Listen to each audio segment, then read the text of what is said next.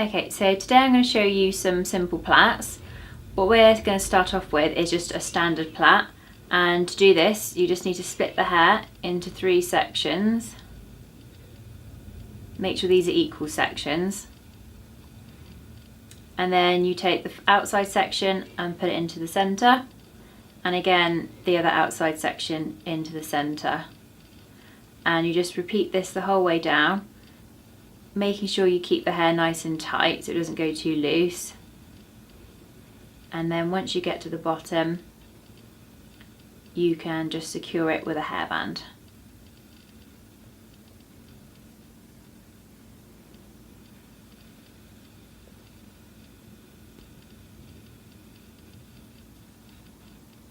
And that's how to do a plait.